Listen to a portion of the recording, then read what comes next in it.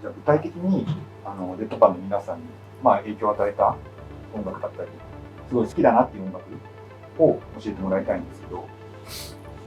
いろいろ持ってきたんですけど、小中高ぐらいの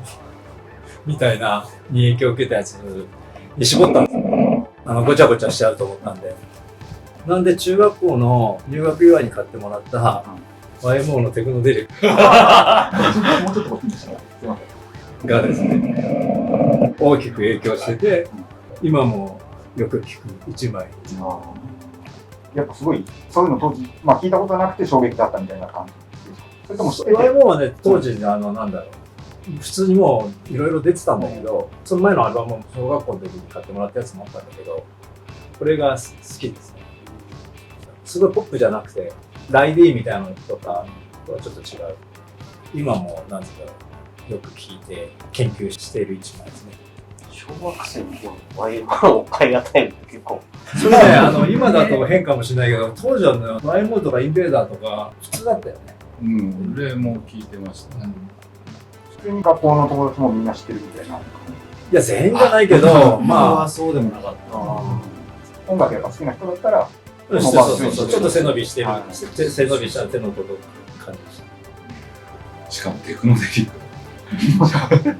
そう、何デリックかっていうね。デリック系で言うと、テクノデリックだったっていう。サイケデリック。そう。これ話すとちょっと今度なんですけど、信者みたいになって嫌な。中もかっこいいし、デザインも好きです。他には他はね、高校の時に友達ん家で聴いたレコードが多いんですけど、中学校の友達のね、お兄さんがレコードたくさん持ってて、そのレコード棚で聴いたレコードなんですけど、これがね、ドイツのちょっとインディーっぽいアルバムで、これのカセットをそのお兄さんが持ってて、それ聴いてちょっとショッキングだったんだけど、デュッセルドルフとかのバンドが出て、コンピレーション。そうそう、全然読めないんだよね、なんか。これ、英語なのか何なのかもわかんなくて。読めないよね。有名なのでノイバウテンとか読めないんだけど、パルシャンとか、そう。これ、ジグザグって書いてあるチックザックレーベルっていうんだと思うんだけど、ドイツのデュッセルドルフから、もう北海道に札幌だったんで、札幌までよく届いたの、この曲がと思って、ちょっとなんだろう、ロマンチックじゃないけど、当時そのインディーの凄さというか、なって、それ、カセットしかなかったんだけど、新宿で西口に見つけて買いました。札幌って結構、インディーシーンみたいなのが活発だったような印象があるんですけど、そこら辺の影響っていうか、そんなないかな。でも高校生までだったんで、学生バンドみたいなのしかやってないからさ、そのエイジソニックとかあったんだけど、通ってたとか、まあでも通ってるけど、そんなに、なんだろう、買ってはいなかった。で、それで、他はピーとか、それは高校生の時。そうですね。でも小中高。そう。クラフトワークを持ってきたのはね、なんでこれ持ってきたかっていうと、これは高校生の時に高1だったと思うんだけど、初めてリアルタイムで買ったアルバム。クラフトワークが新譜出して、そのまでちょっとしばらく出してなかったから、久々のアルバムだったの。それが高1の時で、お小遣いで、ドイツ版を買いました。ドイツ語で全部、歌ってなかった。留学留学でお小遣い。未だにお小遣い制なんで。高いレコードは手が出ないんですけど。やっぱりジャマンニューウェーブと結構大きい位置を占めて、それの取っかかりになったんだよね。これからだから結構ダフとか、アレシャンブルーとか、だから読めないけど知らないバンドもたくさんあって、詳しい人ならそういうのが入ってるのかもしれない。中身は相当雑だよ、でも。録音とかはもう4トラックテープみたいなので撮ってるような、ちゃんとしたレコーディングではない。なんかチープなリズムマシン使ってる。演奏もあんまり、なんつうんだろう、人のこと言えないけど。なんかその手のジャンルでそういうコンピレーション珍しいようなイメージもあるんですけど、出てたんですか？ね、出てたんですね。ビデオはあれがあるんだよね。スピリッツ・オブ・ジャーマニーっていうやつで、それはクラフトワークとかも入ってる。アレシャンブルとか、当時ビデオ出てた。最初ね、デュッセルドルフに橋みたいなのだと思うんだけど、行ったことないけど、その渡るシーンから始まっああ、ビデオ。うん、ビデオの記憶があります。次は、直美さんから。ごめんなさい、私手ぶらで来ちゃったんですけど、いえいもう全然当時のレコードとか取っといてなくて、え。はい。もとは一番最初に買ったレコードというか、こういうロック系のレコードってアースシェイカーっていうバンドがすごい好きで、ファンクラブ入ってたんですけどぐらい好きだったんですけど、アースシェイカーのレコードを買ったんですね。なんでそれ好きになったかっていうと、そもそもの事の入りは少女漫画だったんですけど、漫画で愛してない人っていう多田薫って人の漫画があって、それがすごい好きで、その漫画がなんでしょう、バンドの話なんですけど、それがなんかすごいテレビで見るいわゆる歌の音楽と違うみたいな世界観があって、なんかすごいそれが気になって、で大阪のバンドが結構出てたんですよね、その歌詞とかに。でなんかたまたまその話をしてたら、友達のお兄ちゃんがやっぱその辺に詳しい人がいて、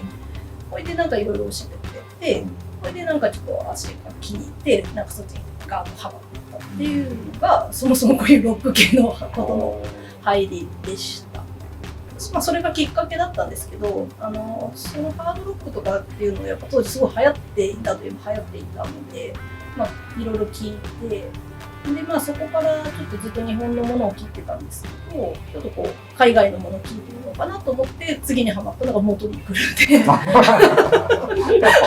そういう。もうとにかくなんかこうミーハーな方が結構割と明るいロックみたいな方が結構好き。ちょっとすごい全然違うんですけど、でまあ暗いもんね。そういう意味じゃなくて、こういうそういう意味じゃなくてなんだけど、なんかこうちょっとみんなが一緒になってこうね、動いてる絵が見えないもんね。そう違うけど、こう楽しげな、でもみんなが聞いてないようなのがちょっと聞いてみたいなっていうので、今度ちょっとモトリクルの方に入りまして、でまあそのあたりは結構いろいろこうその当時のまあ、ラットだとかオージーだとか結構来日すごいしてた時期だったんで、なんかそういう、まあ、いわゆるコンサートみたいな結構行っていて、で、まあ、それがだから中学校の終わりから高校生ぐらいですかね。で高校入ったら周りの友達は結構パンクとかそういう人が結構多くて、でこれまた友達のお兄ちゃんつながりなんですけど、そのインディーズのいわゆるバンドやってるみたいな人が結構多かったんで、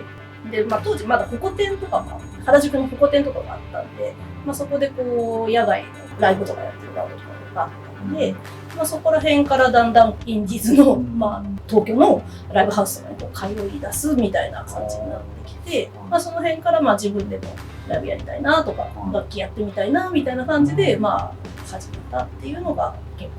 構大きかったですね。ハードロック的なベースをじゃあ弾いたりとか練習したりとかっていうのはあんまりなかった？全然しなかったです、実は。聞いてただけで、やっぱバンド始めた時はもう周りの人たちもそういうガレージだとか、パンクだとか、そういうのでバンド一緒にやろうみたいな人が多かったんで、割ともう3コードのみたいなのばっかりになってました。その当時の主流だったインディー、主流のインディーってどんな感じ？でも多分次で出てきそうだけど、そういうラフィンとか、よく行ってたバンドはジムノペディアってバンドすごい見に行ったりとか、あとはその時はビリー・ザ・キャップスとジムノペディアっての結構よく一緒にやってて、なんかその辺見に行ったりとか、でそのあたりからだんだんこうロカビリーとかそういうの面白いなと思っ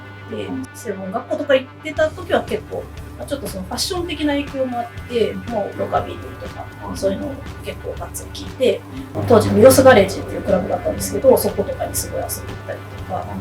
ロンドンナイトとかやってたりとか、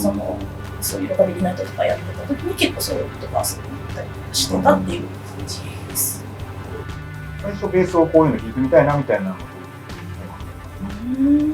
なんか正直あんまりそんなに明確にこういうのがやりたくて、なんかこうベースを弾くんだみたいな感じはあんまなくて、